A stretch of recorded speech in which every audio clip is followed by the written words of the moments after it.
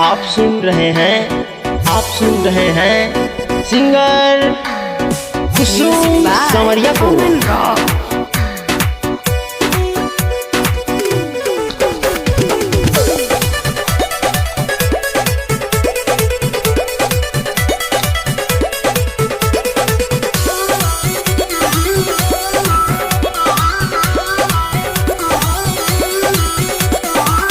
सुनय भैया हमार कैची छपवा के ने हट हट हटा भोट मारे दही में।